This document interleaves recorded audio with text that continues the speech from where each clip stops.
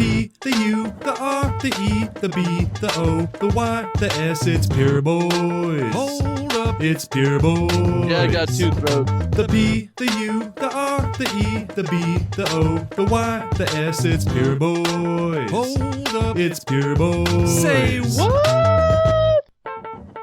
Yoway! Ciao, Fudge Packers. Welcome to Pure Boys Podcast. I'm Adam, and you're in. And I'm Steve. Chow Fudge Packers is so elegant, and it just, falls off the tongue like, those eggs, fish eggs. Oh, like a spoonful of caviar. French. Oh, delicioso. Man, I just got upset that we weren't talking about Julie and Julia or anything about food. No, instead we're talking about 2018's A Murder of Innocence, a Pureflix movie that's on Pureflix. Yeah, and also on Prime Video, if you can get it. Wow, if you can get it, good luck out there. That Prime is, that's the cream of the crop, Yeah, it's the Prime, only reserved for the fanciest of lords. Oh yeah, if you want to watch Bret Michaels' Rock of Love Bus, then that's the only place you can find it is on Amazon Prime. Is it really? Yeah. I don't know why I'm obsessed with talking about that show, but I love me some Bret Michaels' Rock of Love Bus. Well, he dominated the airwaves for so many years, and it was the cream of the crop when it came to TV. It's very funny to think that there was a period of time where Flava Flav and Bret Michaels and Danny Bonaducci were the hottest stars in MTV in that universe. It was a very bizarre time. Yeah, how their careers did eventually come back. Nobody thought it was going to happen. Everybody said bye-bye. Mm-hmm. But in the form of reality TV, they really got a comeuppance. It's kind of died off a bit, hasn't it? I think so. I mean, I couldn't tell you what Danny Bonaducci is doing these days, and I couldn't care less. So, if we're looking for midweek freak treats to do, we could just do all the seasons of The Surreal Life and just really dig into that world. That would be a treat. Hey, that's a nut to crack, man. I would really rather watch Reba, but that's in my heart and not in my fart, I'm with you. Yeah, no, I forgot that Reba was maybe on the I don't know. On the dais. Yeah, she's up. She's in the batting cages. She's ready to go. She's warming up. It's 10 o'clock at night. I'm very tired. And this week I'm so tired. We're talking about 2018's A Murder of Innocence, a movie that Steve insisted that we watch. He would not take no for an answer. And for the life of me, I don't know what you saw in this movie. I don't know why you were so insistent we watch this movie. The problem is that the trailer made it seem very good and seemed like it was a dark mystery, but with God.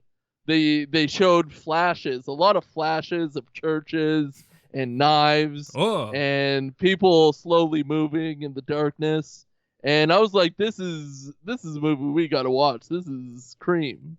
Well, it's weird that they would show flashes of knives when I couldn't think of one scene that has a knife in it, and the murder is done by guns. So it's they really were trying to trick you to watch this movie, and it worked. Yeah, I think between every cutscene, which is very fast, every second or two, there's a ting, and then it flashes to the next. And it's like a blade that crosses the screen. The Murder of Innocence. Oh my gosh. Well, hey, before we get too far into A Murder of Innocence, we need to do the Pure Boys prayer. So put your hands together. Press them. God bless our podcast. God bless all podcasts. We love you. And I love you. And I love you, and amen. Yes. Even though you made me watch this movie, I am so glad to be talking to you about this life that we hold together. Don't put this on me. This was your mistake. You did it. This was your mistake, not mine. Ladies and gentlemen of the jury, This is the worst movie we've watched on this show, and it's not even close. I'm tired and I'm grumpy having to spend 2 hours of my life watching A Murder of Innocence. But yeah, 2 hours. Oh my God, for this meat of a script? Ugh. Who do you think wrote this script? Probably a man by the name of Shawn Justice. It's a Shawn Justice film. This is the Shawn Justice experience. Yeah. And it's about just us. Shawn Justice is up there with Spike Lee, up there with Quentin Tarantino as directors and writers and just tour de forces in Hollywood. And it really shines through in this movie, 2018's A Murder of Innocence. Yeah, he's like what the moon is to our solar system, which is everything. Which is nothing. Before we get... Well, we need to... He makes the tides.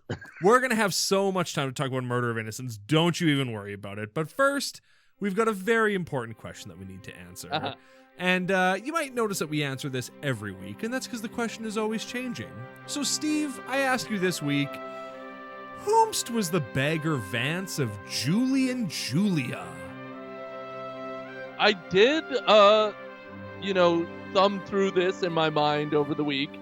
And I went, New York City, the husbands, blah, blah, blah, France. But when it comes down to it, the Bagger Vance of this film was Julia Child, the real one. Sure. And stamp it. Now, Adam, whom do you think was the Bagger Vance of this film?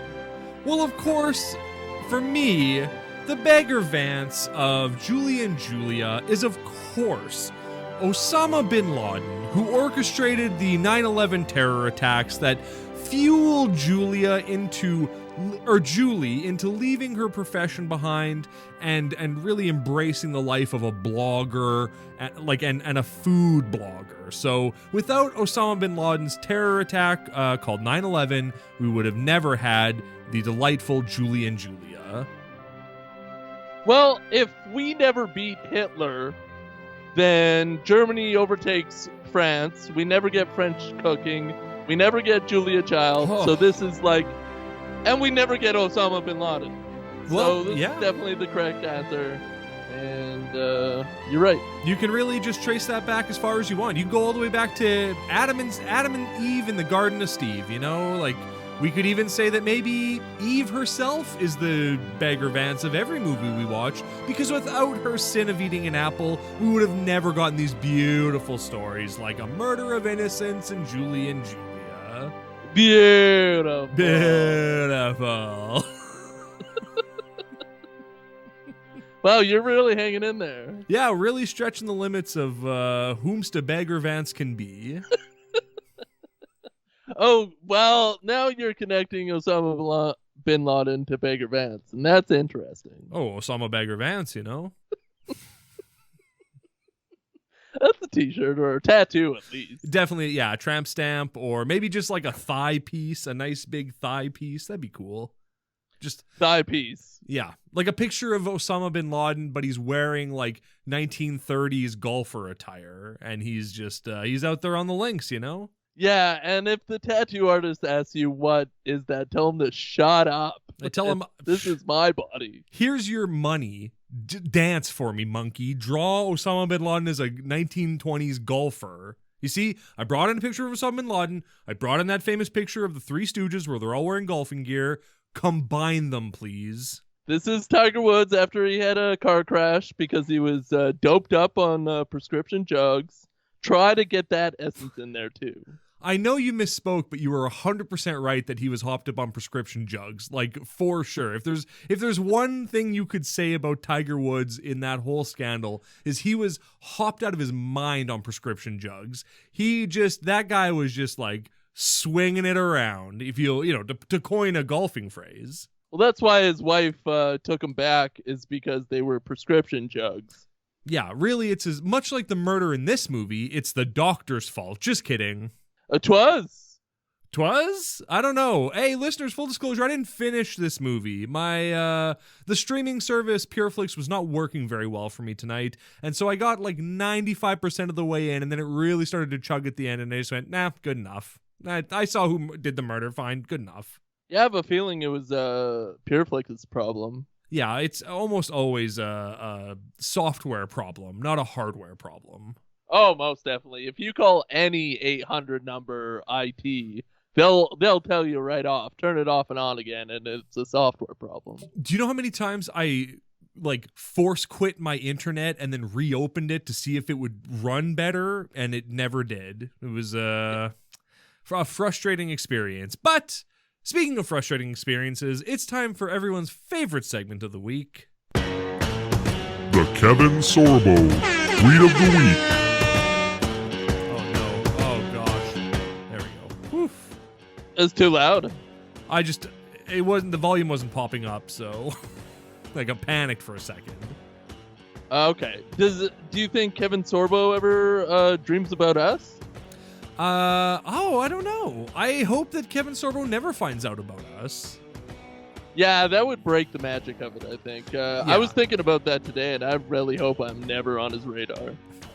If he ever tweets out hey, why didn't anyone tell me about the Pure Boys? I listened to one episode, now I'm a huge fan. And, we're breathing rarefied air up there with Joe Rogan Experience, aka The Truth. I also want to tell him to shut up, because I feel like society needs to shut up. So shut up. Hey, man, amen to that. Society does need to shut up. But we've got to get to a very important thing here. So please, grace us with Kevin's knowledge this week. Without ado, at 12:53 p.m. on this day of our Lord, March 15th, 2022, Kevin Sorbo tweeted, "Anyone have any new conspiracy theories? My old ones keep coming true." Oh no. What do you think that could be in reference to? Q, probably. Yeah, flat Earth. Pizzagate. Yeah, definitely Pizzagate for sure, yeah. That's his number one. The most believable conspiracy theories. Something about bones and California. Yeah. All those ones. Kevin, he won't even though Pizzagate turned out to be nothing, Kevin still won't order cheese pizza because he's just terrified of the implications of that. Terrified of ending up on a list somewhere. Yeah, and he's lactose intolerant, so the cheese doesn't work. Oh, yeah. Oh, you wouldn't want to get a pizza with Kevin Sorbo. It's disgusting. There's no cheese on it. What's the point at that point? Oh, yeah, and have you tried vegan cheese on a pizza? Yuck. Tastes like cardboard. Yeah, I mean, even a margarita pizza from beautiful Napoli has some cheese on it, a little bit of mozzarella. Yeah, a little drop of mozzarella. How did we get to Italian during Kevin Sorbo's Tweet of the Week? Pizza. Cheese pizza, baby. Oh, breaking news. Kevin Sorbo is now Italian. Whoa. That's not that surprising. I feel like he's got some pepperoni and salami in him. Well, now he... What? He's probably Greek, eh? Sorbo? That sounds like a Greek name. Yeah, he's Greek till he dies. Well, he's a Greek god. Yeah, I was just about to say, yeah. Well, partly a Greek god, but also partly just a man. And that's the part we respect the most about him. Is there a lot of pornography between, Greek gods? Oh, good question. That we'll have to save that for when we have Kevin Sorbo on the show, and we'll ask him directly how much pornography exists between the Greek gods. I'm making Hercules! That'd be a nice line. It would be a nice line. For who? For Zeus to say? Yeah. Or Hermes? No, that's not her name. No, that's certainly not her name, no. Hey, don't genderize my names. Well, I can tell you, in the Greek mythology, Hermes was not a woman. Wasn't Hermes I don't know. Boy, we're very learned men. We're very learned men. I also, this week, thought of naming a kid Tony Pepperoni and how fun that would be. That would be fun. And I just think everybody would love it. Yeah, I was listening to the Skilo song, I Wish I Was a Little Bit Taller, you know that song? Yeah, baller, shot caller. Exactly, yeah. There's a line in it where he's like, I wish I could give my kids hood names like Big Al. I just thought that was very funny. That is very funny. It's a good name for a kid. Big Al. Hey, Big Al. And it's just a little toddler. You're forced to call him Big Al. It's going to pay dividends all the way through their childhood. And then if they're big, that's funny. If they're small, that's funny. And people have to call him that. Oh, yeah. And listeners, when you're naming your kids, feel free to just throw an adjective in there as well. Like, names don't have to just be names. You can include an adjective in the legal name. That's fine. Go for it. Teeny tiny. Yeah, what would be the name attached to that? Teeny tiny... Jeff.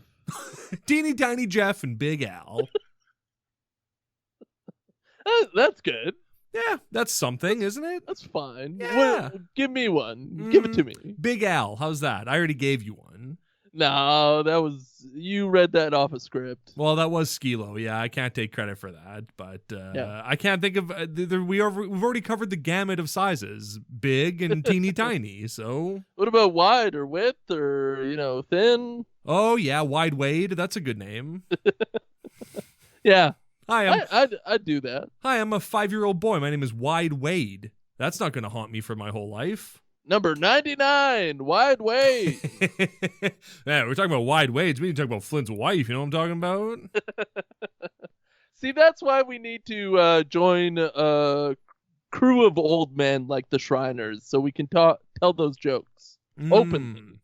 Right, in a safe place where people aren't so offended by everything. They know how to laugh at things. Equal opportunity offenders.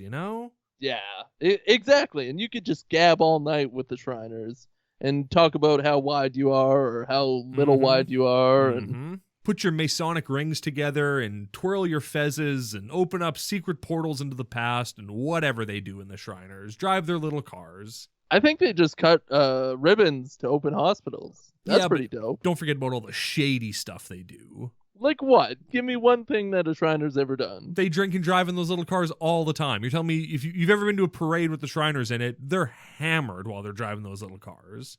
They don't even have licenses for them. But what are they going to wreck themselves? Who cares? Yeah, it takes someone out at the knees with one of those little things. It's fun to take out children, for sure. It's fun to take out children. Yeah, amen to that.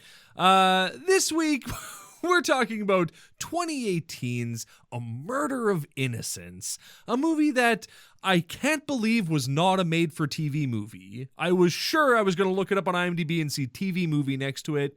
Nope, it was released somewhere, I guess. Good for them. I couldn't believe that this was on Amazon Prime. I couldn't believe that this was an hour and 47 minutes. I couldn't believe a lot of things about this movie. Not to mention that if they had any kind of decent editor, they could have just whittled down this movie to like an hour 15 and kept every single scene and every bit of dialogue. There are so many long pauses during these scenes that they just stretch out forever. There's so many insane moments in this that I don't know. The ending is so disappointing when you look at the movie as a whole and you go like, oh, it's just that, huh? Oh, it's not all these people that you were like pointing fingers at the whole movie, like all these characters that we've come to suspect. Nah, it's none of them. Oh, okay, cool. Like, as we said, this is a Shawn Justice film, and we gotta give respect to that. No, it's a Shawn Justice film, please. Get his name right. His last name is Shawn Justice. Yeah. What did I say? Shawn Justin. Okay, yeah, that's dumb. Yeah, I think I went to high school with that guy. Yeah, that guy sucks. That guy has two first names for his first and last name. That's bizarre. At least change your name to Shawn Justice if you're going to be that guy. And you better want to be that guy. What are the odds Shawn Justice is a nom de plume? 100%. Right? Like, yeah, because it's probably like, what's a famous director? Kevin Smith? Yeah, exactly. It was probably Kevin Smith, fresh off of making Red State, was like, you know what? I'm going to just make this. Actually, I guess he was probably making like Tusk at the time or something. I don't know. Tuscany. For sure. Oh, Under the Tusk Sun. Tell me about it.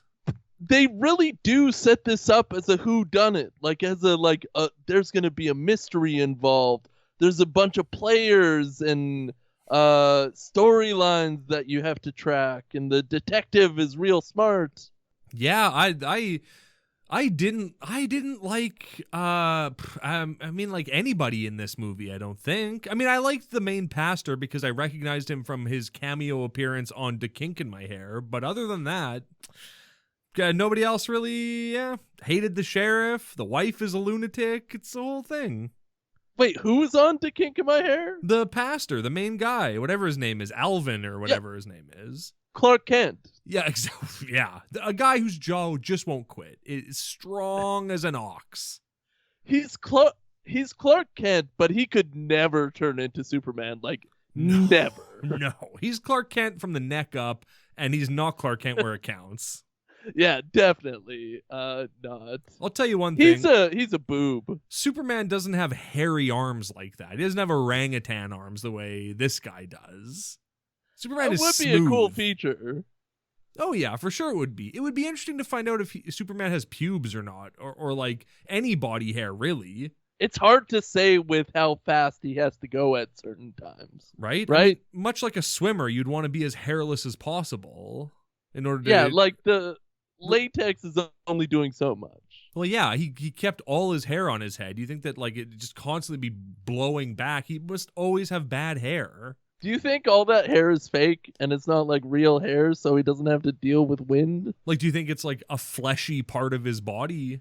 I think it's like a hologram or something. Oh, see, I was picturing it as like just a thick, fleshy growth on the top of his head that looks like hair, but if you touched it, it would be mushy and not hair at all. It would be horrific to touch. Yeah, just goo. Ugh. This is aerodynamic goo on your head. What are you doing? Yeah, he lands, and the first thing he does is puts his hand on his head and go, "Is my aerodynamic goo still there? I wanted to make sure that's still attached." Isn't that hair, Superman? Whoa, citizens, what you call hair, I call aerodynamic goo. That's me, Kal-El. Yeah, he almost says Clark Kent and breaks the whole thing up. How often do you think he does that? Hi, it's me, Superman. Lovely to meet you. Crap.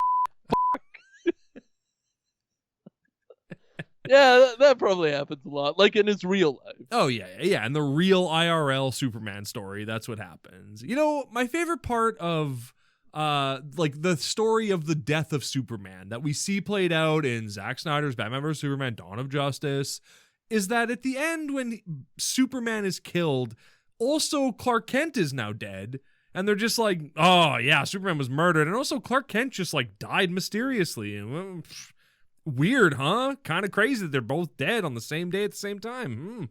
But you can kill a man. Like, hey, a man is nothing. A Superman is everything. You can kill a man in Cairo easily in paper. You know, if a murder of innocence taught us anything, it's that you can kill a man.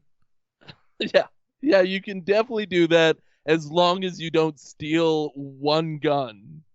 Yeah, the fact that they keep referring to it as a robbery, you know, like they took a gun. I get. Yeah. How did they find that gun? Where did it like? Why did they take it? They didn't need it. They had a gun already. They didn't need to take a gun. They had a gun. They shot a couple of people already, and then, like the reenactment of the scene of this murder, they go into one closet, they look under one blanket, and they find one gun, and then they leave. Bloodhounds, that's what they were. They just sniffed it out. They could smell the powder in the Magnum. Yeah, you're right. A lot of ne'er-do-wells and a lot of thieves, a lot of robbers know how to smell gunpowder from a mile away. Of course, yeah. And you know that these people are ne'er-do-wells and like not very good people because they say things like, I don't know nothing about no murder. You can't prove nothing. Oh, wow, this guy's a convict. He's did a hard time. He doesn't know how to speak. Man, this guy might be from New York City with all that fancy talk. All that slop talk coming out of his mouth. Why doesn't every sheriff talk like that? Every sheriff should talk like a Southern gentleman. Oh, sure. Okay, I see what you mean. Yeah. Bah. How would you... Ding. Huh? Bah. This is good podcasting. What I love about a movie like A Murder of Innocence is that you can tell that this movie was cast in the local church. Like, everyone in it is just a local church member who just, the church that they film at, all these people go there and they were just like, hey, do you want to make $50 and be in a movie? And they go, yeah, sure, why not?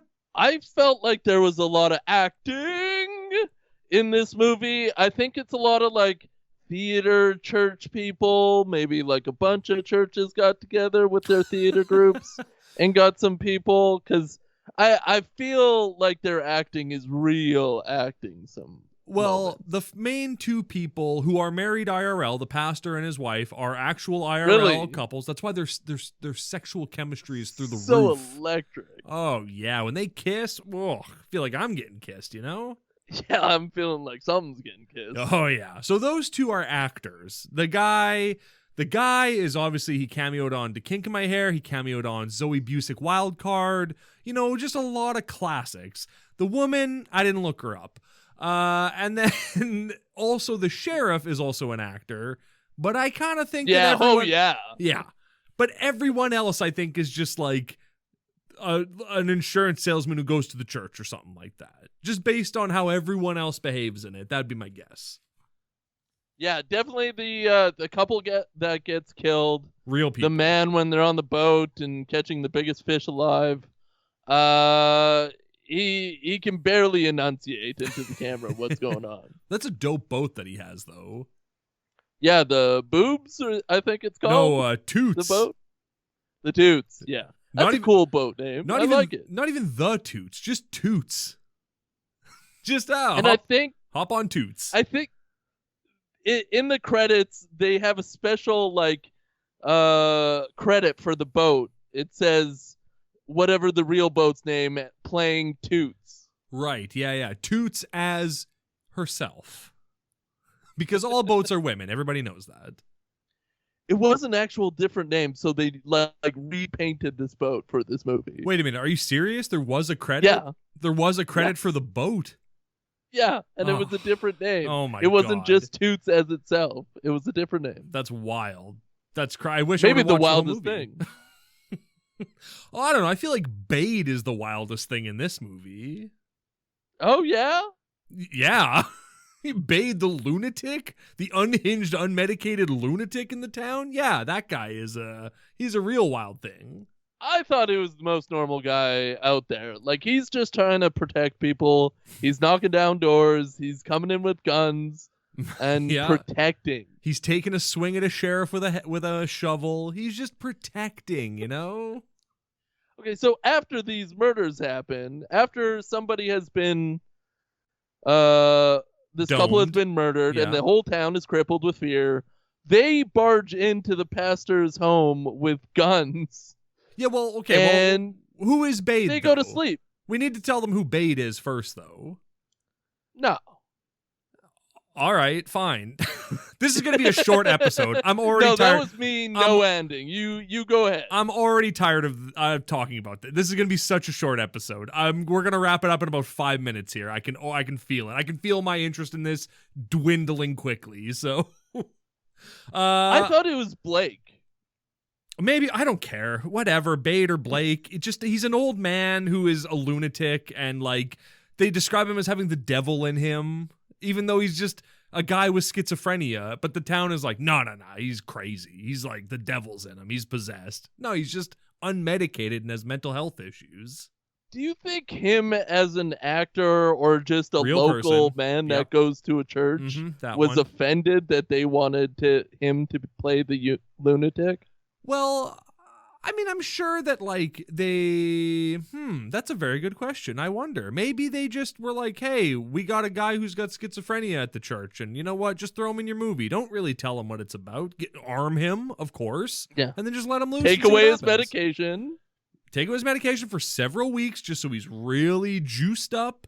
Give him a gun and just let him go. See what happens. Yeah, get a tape recorder, feed his lines while he's sleeping in his ears, so he knows what to say when he's surprised. But he also is going to know the lines of the people who say them to him. It's going to be tough. He knows his cues. Exactly. But he'll have memorized those, and he won't know where the cues start and where his lines end, you know? Definitely. He's like a snake in that way. Absolutely, yeah. Bade is quite the character in this. Again, somebody who the movie is like, this guy's the murderer. And then they go, nah, just kidding. He's just an unhinged, unmedicated guy. Nah, don't worry about him. He does get arrested. Yes, because the sheriff goes to pay him a visit to tell him to leave the pastor alone, and he goes, I understand, and then just swings a shovel at the sheriff, who catches it and goes, I gotta arrest you now, man. What are you doing? Yeah, and the sheriff's kind of like walking away at that moment. Like everything's kind of done, and then just swing on the sheriff. Yeah, well, because he's an unmedicated man who needs help, and that's what the sheriff gives him, is help. At the end of this movie, after the reenactment and they show how the murder happened, is there something with the pastor, like, inspiring the community? Because, like, the write-up for this movie is like a pastor holds the community together after a double homicide, but, like, that's not what happens. Like, he is barely doing his job at all here. No, not until, like, the people are arrested and taken away. The wife finds God or relief in a bathtub. Yeah, you saw that though, I think. I did see that. I saw her. That wife loses her mind. She cracks. Like, yeah. So, out of the blue, the pastor gets a phone call from the sheriff being like, hey, Faye is like losing her mind and you and your wife need to take her to the mental hospital. And I went, who is Faye? And then they show up at her house and she's running around screaming about how her husband and the doctor murdered these people. And I still don't know who Faye is. You never know who Faye is, but I think she's the one who made me think they went out to a bunch of theater groups and got a bunch of local actors, because she puts on quite a performance as a mentally unhinged person. She is crawling around. She's yelling. She's a man, baby. Yeah, she's climbing up on the counter. She's completely unhinged as well. Like, it feels like this town just starts suffering from mass hysteria. 2 people are murdered and everyone in the town loses their mind. And there is no resolution to it. They're still crazy after all these years, from the sounds of it. I think the ending is just like the priest giving a mumbled speech about how community loves each other and how we got to move on, and those guys gave all the money to the church, so everything's cool. And which guys? The Reeses, the murderees. The murderees. They gave all their money to the church. Their son Flint is going to be PO'd about that. The murderer. The Reese family gave the pastor and his wife half a beef, and Flint wants that beef back. Well, half a beef is worth a lot of beef, if you know what I mean. Oh yeah, absolutely. I was sure Flint was the murderer. Like, from the second they introduced him, I was like, oh, this guy's the murderer. Yeah, he doesn't. Yeah. The pastor and his wife don't hear from these people for like several days, and they're getting worried about them. And the wife keeps calling their the murderee's son, being like, "Have you heard from your parents?" And he's like, "Nah, I don't care. It's fine." But then all good. They're dead. And he's just like, "Nah, I don't care. I'm not worried about it." Murderer talk. I think my favorite piece of acting in this movie is when they tell Flint to kind of act casually to make him look suspicious after the cops come, and he's just kind of walking in the backyard, and he just walks over to this huge flower plant and like swipes at it. Yeah, just bats it, and like the pastor's wife goes, "He just looks like he's going out for a stroll." It's like, yeah, he just saw both of his parents murdered in their house with bullet wounds in their heads. Yeah. Yeah, he's probably going to be a little messed up right now because he's the murderer. He looks like a 5-year-old in a garden, just like hands in his pocket and swiping at flowers, and like that's the acting note he took for casual. Like that's why I was sure he was the murderer, because like he's just like yawning, like, oh, my parents are dead. Oh, put my hands in my pockets. I'm gonna go for a walk in the back. Have you called the police yet? Why would I call the police? I don't know, because your parents were murdered. Like, just everything about this guy again just screams suspicious, and the movie goes, nah, it was just a tree cutter, it was a tree planter, guy just traveling through town with his buddy, whatever. The problem with this movie is that nowadays you expect something out of a story. You expect something entertaining. You expect something like a connection that's weird or different or interesting in any sort of way. But it just turns out it's a couple of dudes that were trying to go to camping parks to like rob trailers, but that didn't work out, so they found some houses to steal. Yeah. And they murdered a couple of people. That's the story. Yeah. And the guy who did the murdering 100% got cast because he has a Darth Maul tattoo on his arm. And they went, ooh, he's got a demon tattoo on his arm. We better put this guy as the murderer. Make sure he's not wearing sleeves so we see his demon tattoo. Do you think they went to Walmart and just got like a stick-on tattoo of Darth Maul? I don't know. Seeing that guy, I'd wager he's had that tattoo since 1999. If I had to guess, he's committed to that sick Darth Maul tattoo. It is a cool tattoo. It's a good likeness of Darth Maul. I think a tramp stamp of Darth Maul would probably be my number one tattoo. I mean, at least of his double lightsaber across your lower back. That's a good look. Oh, that's a great look. And I already forgot I'm a thigh guy, so. You're a thigh guy. You're a size queen. Everybody knows that about you. You love it. The bigger, the better. Well, I can't get what I want size-wise on my lower back. And for it to look right. I need my big thighs because I be doing squats all the time. And thank you for noticing. But I do want Darth Maul on my thigh. Speaking of big thighs, you see that dump truck that Flint's wife was carrying around? Woo! Did I ever? I paused, I got my wife, and I pointed for an hour. I said you could until she got what I was saying. I said you could balance a phone book on that thing standing up. Like she's standing, you could put a phone book on there and it would not fall off. And it'd be flat. You could put a ball on that book and it would not fall off. Nope, it wouldn't roll. Yeah. And you know it's a dumper when she walks, the whole thing just swings back and forth. I bet she's knocked things off counters with that many times. Well, she was probably my favorite side character other than the kid with the learning disorder that can't read, because I thought that was pretty funny. Oh, who can't read and also can barely talk? Yeah, that's the one. Yeah, he's great. He's really great. 6 kids. He's no dump truck lady, but... For no reason, 6 kids this pastor and his wife have. Why? Why 6 kids? That was probably their minimum. The casting director wanted like 10 or something. Yeah, for sure. It also was very concerning to me how this pastor and his wife afforded this like mansion with a king-size bed, like just a huge house with 6 kids for a pastor. And like there's no implication that the wife has a job. So it just seems like it's just him bringing it in. The church is paying you like $200,000 a year? How? He's definitely bringing it in. This is a town that appreciates the church. They have a church board filled with a bunch of rich men. Yeah. White men. A guy with like a birthmark that like was the coolest birthmark I've ever seen in my entire life. Mm-hmm. Like the one that was like on his cheek, but also on his nose, like in the crease between where the cheek hits the nose, where the rubber hits your chode.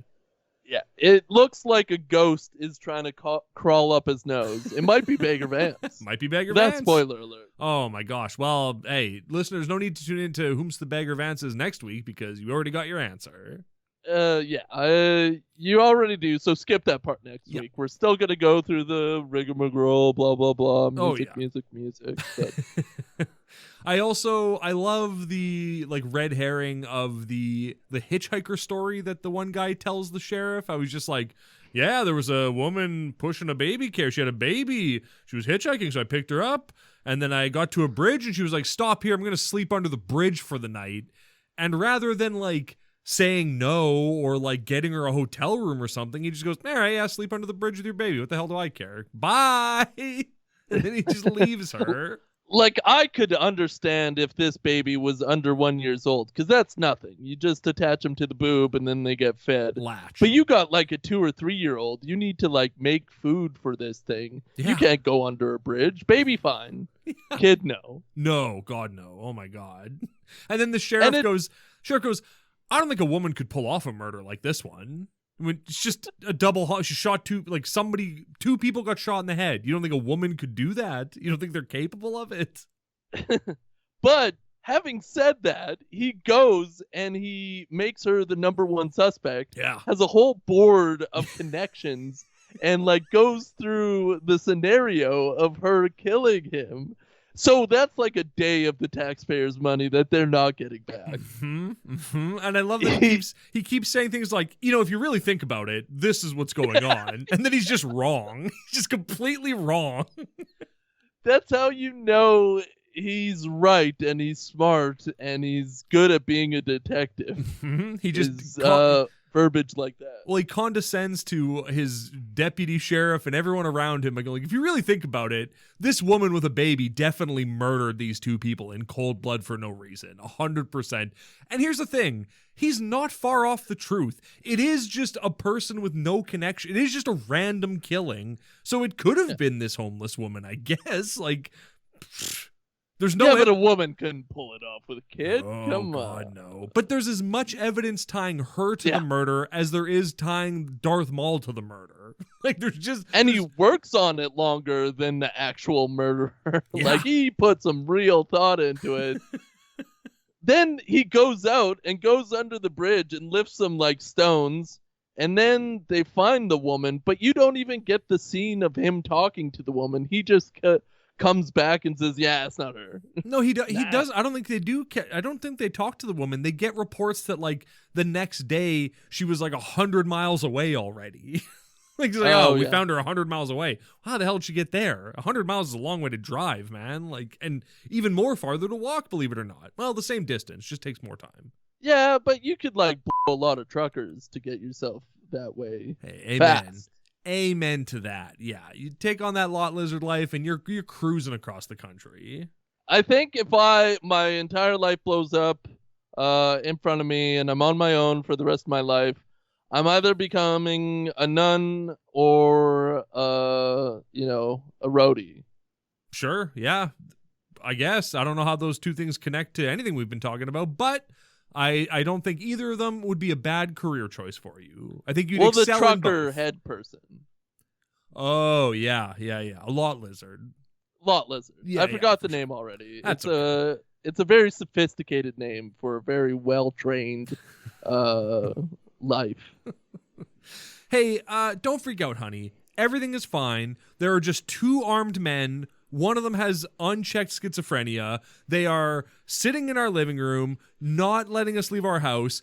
Also, I'm not asking them to leave because I'm afraid of what might happen if I tell them no. So everything is fine. Go to sleep.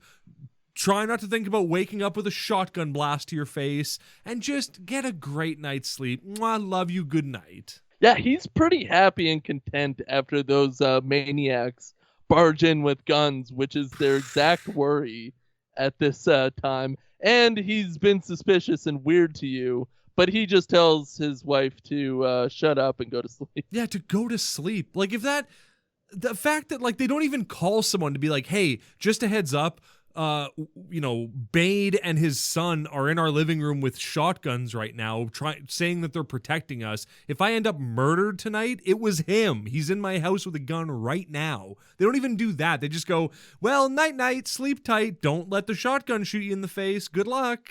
If it was just themselves, maybe do this, but, like, definitely do not do this at all. You have 6 children. Yeah. That you're in different rooms, unprotected. Yeah. Like, they're going to wake up to the sound of a shotgun blast and go, well, I hope someone broke into our house and that wasn't just our daughter. Like, good luck. I'll ask them to leave at first light. Why don't you ask them to leave right now, Pastor? Right this second. Go downstairs, tell them to leave. You can do that. It's your house. Which kind of makes me think that it makes sense that the wife goes insane, because the pastor just let guys with guns in your house. Yeah. And you're already scared. Like, of course you're going to go insane. And the rest of the movie is her just increasingly going more and more crazy and worried about getting murdered in her own home. And her husband telling her to shut up and believe in God and his protection. God will take care of us. Well, that's not good enough for me. Yeah. Armed men were just in our home. Well, God will protect us. Why don't we pray a little bit more? Get to know God. But, like, the Reese's knew God. They Yeah. knew him all over the place, up and down, left and right.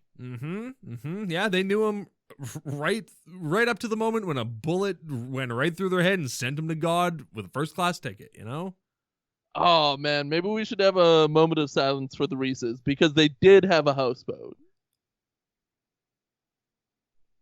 Rest in peace. Rest in peace, beautiful angels. We'll see you on the other side. Rest in pieces, beautiful Reeses. Beautiful. Hey, what happens to the wife? She just has a bath, and then the next morning she's like jumping for joy in the kitchen and like grabbing the and like smiling so big that I thought she was gonna start crying, and she's just like, "It's a joyful day! It's a joyful day!" And you're like, "Are you okay, lady? What happened in that bath?" Well, obviously, there was some water running underneath the bubbles that we couldn't see. She had some jets going, and she knew just how to use them. I didn't see any copies of Under the Tuscan Sun near her, but I'm assuming that it was already under the water. There was lots of wine, though. They have a box of wine next to the bathtub, which is kind of weird for a pastor's wife. Now she just leans back and, plugs that spigot right into her mouth. Maybe she was using Google Glass to read Under the Tuscan Sun, because Under the Tuscan Sun must have been there somewhere. Oh yeah, taking a bath. And Google Glass definitely was very popular at that time. The family is rich enough that they definitely had Google Glass. Of course they did. Well, 2018 was Google Glass's year. Oh yeah, it was the year of Google Glass according to Times Magazine. That was the big story they ran in 2018. Yeah, but they put it on their cover. But you couldn't see it because it's so sleek. Well, yeah, and you couldn't read it without Google Glass. And by that point, nobody had them anymore. Everyone had given up on them. Times was way behind the times, ironically. Yeah, well, the new iPhone 11 came out, and everybody was, well, let's get off of Google Glass and go to iPhone 11. We don't care about Google Glass anymore. Sorry, everyone. No, they were like the Blackberries. This movie was great. I loved every minute of it. I thought Google Glass would have made this movie a little bit better.